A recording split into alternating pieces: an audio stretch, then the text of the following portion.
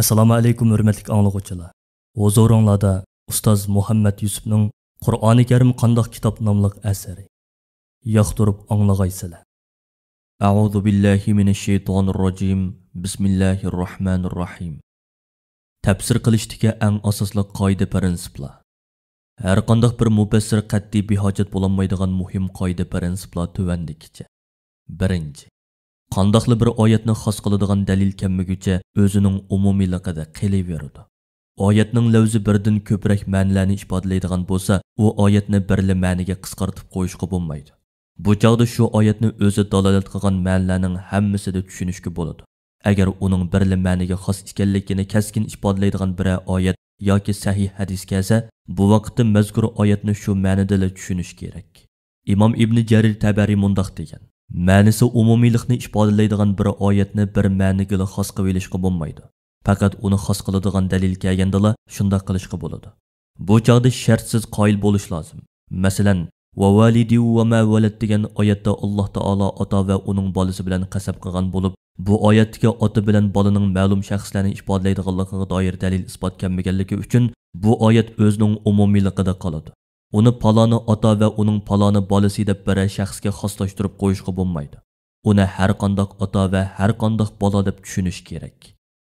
Ikkinchi, oyatning umumiy lafzining umumiyligi e'tibori bilan bo'ladi, sababning e'tibori bilan emas. Alloma Abdurrahmon ibn Sa'di mundoq degan: oyatning hukmi lafzining umumiyligi e'tibori bilan bo'ladi, sababning e'tibori bilan emas. Sababning e'tibori bilan emas degan bu intayin foydali qoida bo'lib, buningga rioya qilgan odam ko'p yaxshilikqa va mo'l bilimga erishadi. Agar biz bu qoidaga to'liq rioya qilsak, mufassirlarning oyatlarning tushunish sabablari haqida e'tiqodlarining faqat misol uchila degan so'zlar ekanligini, oyatning ma'nosi uning tushish sababidagi masalaga xos emasligini, mufassirlarning bu oyat mavu masala haqida tushgan degandek so'zlarining ma'nosi bu deganimizning oyatning umumiy ma'nosiga daxil qilinadi deganlik ekanligini tushunib yetamiz. Shayxul Islom Ibn Taymiya mundoq degan: mufassirlar bu oyat paloni masala haqida tushgan degan so'zida bu oyat oshu masalaga xos deganni maqsad qilmaydi. Hech qanday aqli joyida odam va hech qanday bir musulmon odam bundoq demaydi. Oyatga ma'no aytishda oldidagi oyatga qarab ma'no aytish kerak. Bu muhim qoida bo'lib, buni har bir mufassirning bilib olishi zarurdir. Mufassir oyatlardagi kalimalarga yoki mustaqil jumlalarga qarabla uningga ma'no aytmay, oyatning oldinqisiga qarab ma'no aytishi lozim. Masalan, ba'zi mufassirlar Baqara surasidagi وَلَقَدْ عَلِمُوا لَمَنِ اشْتَرَاهُ مَا لَهُ فِي الْآخِرَةِ مِنْ خَلَاقٍ degan oyatni shaytonlar oxiratlikini siyerga tegish kuchiga oxiratda yaxshilikdan hech qanday nasibi yo'q ekanligini obdan biladi deb tafsir qilgan. Ammo bu ko'p sonliq mufassirlarning tafsiriga xilofdir. Chunki bu oyatning oldidagi oyatda yahudilar so'kilgan. Shunga bu oyatdagi وَلَقَدْ عَلِمُوا ya'ni obdan biladi degan so'zda shaytonlar emas, yahudilar ko'zda tutiladi. Buningga asosan oyatning ma'nosi yahudilar Tavrotni siyerga tegish kuchiga oxiratda yaxshilikdan hech qanday nasibi yo'q ekanligini obdan biladi deb tafsir qilish kerak. 4. Tafsir asosan oyatning lug'at ma'nosiga qarab bo'ladi. Chunki Qur'oni Karim arab tilida tushgan kitob bo'lganlikdan, uning oyatlari arab tilida odamning aqliga eng tez keladigan ma'niga asosan tafsir qilinadi. Yuqorqi وَلَقَدْ عَلِمُوا لَمَنِ اشْتَرَاهُ مَا لَهُ فِي الْآخِرَةِ مِنْ خَلَاقٍ degan oyatdagi xalaq degan so'zning ma'nosi to'g'riliq mufassirlar har xil bayonlarda bo'lgan. Oxiri Imom Ibn Jarir Tabari mundoq degan: bu oyatdagi xalaq degan so'z to'g'riliq berilgan ma'nolarning eng to'g'risi nisividir. Chunki arab tilida xalaq degan so'zning ma'nosi nisiva deganlikdir. 5. Oyatning diniy atalg'udagi ma'nosini lug'at ma'nosining oldiga qo'yish. Bir kalimaning diniy atalg'udagi ma'nosi bilan lug'atdagi ma'nosi o'rtasida ixtilof ko'rilsa, bu chog'da kalimaning diniy atalg'udagi ma'nosi lug'atdagi ma'nosining oldiga qo'yiladi. Ya'ni diniy atalg'udagi ma'nosi qabul qilinadi. Chunki Qur'oni Karim lug'atni bayon qilish uchun emas, balki shariatni bayon qilish uchun tushgan kitobdir. Oyatdagi kalimalarning diniy atalg'udagi ma'nosini lug'at ma'nosining oldiga qo'yish degan bu qoidaning misoli munofiqlar haqida tushgan sura Tavbadagi mono oyatdir. Tusalli ala ahadin minhum mata abada. Bu oyatdagi tusalli degan so'z as-solah degan so'zdan kelib chiqqan bo'lib, as-solah Uyg'ur tilida namoz deganni ifodalaydi. Ammo as-solih degan so'z arab tilida ham duo, ham namoz degan ikki ma'noda keladi. Namoz degan uning diniy atalg'udagi ma'nosi, duo degan lug'atdagi ma'nosidir. Bu oyatda bu so'zning diniy atalg'udagi ma'nosi ko'zda tutilgan. Shunga oyatning ma'nosi: "Ey payg'ambar, sen ularning orasidan o'lgan hech qanday odamning namozini hargiz tushirmagin" deganlik bo'ladi. Yaqinqi asrda yozilgan ba'zi mashhur tafsirlardan o'rnaklar. Yaqinqi asrda yozilgan ba'zi mashhur tafsirlar va mufassirlar tovandagicha. 1. Tafsiri Qosimi. Abduri Muhammad Jamoliddin ibn Muhammad Said ibn Qosim Hijriyaning 1283-yili Damashqda tug'ilgan. Go'zal axloqi va qalam quvvati bilan tonilgan olim. 1332-yili Damashqda olamdan o'tgan. Tafsiri Qosimi 17 tomliq asar bo'lib, bu tafsir salafiy ulamolardan naql keltirilgan so'zlarning ko'pligi va dalil qilib keltirilgan hadislarning sahih ekanligi bilan mashhurdir. 2. Tafsiri Manar. Abduri Muhammad Rashid Rizo ibn Ali Rizo. Hijriyaning 1282-yili Tarablus shahrining janubidagi Qalmun degan yezida tug'ilgan. Keyinchi Misrga berib, Alloma Muhammad Abduhning qo'lida o'qigan. Ustozi Muhammad Abduh bilan birlikda Al-Manar degan jurnalni chiqargan. Tafsiri Manar nashr qilinishidan ilgari Al-Manar jurnalida e'lon qilinib turgan edi. Shunga bu tafsir Tafsiri Manar deb atalgan. Muhammad Rashid Rizo 1354-yili Qohirada olamdan o'tgan. Tafsiri Manarning yezilish qissasi mundaq. Alloma Muhammad Rashid Rizo ustozi Muhammad Abduhning tafsir darsi o'tib berishini talab qilgan bo'lib, ustozi buningga qo'shilgan. Shunda qilib Muhammad Abduh Qur'oni Karimni tafsir qilishga boshlagan. Bir tarafdan uning tafsiri Al-Manar jurnalida besilib turgan. Muhammad Abduh Nisa surasining 125-oyatiga kelganda vafot bo'lib ketgan. Uning tafsirini shogirdi Muhammad Rashid Rizo davomlashtirgan bo'lib, Yusuf surasining 101-oyatiga kelganda u vafot bo'lib ketgan. Bu tafsir 12 tomliq bo'lib nashr qilingan. Uning qolgan tafsirini Muhammad Bahjat Betar degan kishi Yusuf surasining davomini tamomlagan. Tafsiri Manar eng ilg'or tafsirlarning biri bo'lib, bu tafsir ikki xil yo'linishni o'z ichiga oladi. Biri Alloma Muhammad Abduhning vafotidan ilgirki yo'linish. Yana biri uning vafotidan keyingi yo'linish edi. Oldingi yo'linishda ijtihod ko'proq bo'lib, naql ozroq bo'lgan. Keyingi yo'linishda oldinqisining tamoman aksichi bo'lib, naql ko'p, ijtihod ozroq bo'lgan. Muhammad Rashid Rizo mundaq degan: Ustozim vafot bo'lgandan keyin tafsir qilishda mustaqil bo'ldim va oyatlarni sahih hadislar bilan tafsir qilishda ustozimga xiloflik qildim. 3. Tafsiri Sa'di. Abduri Abdurrahman ibn Nasir Ali Sa'di.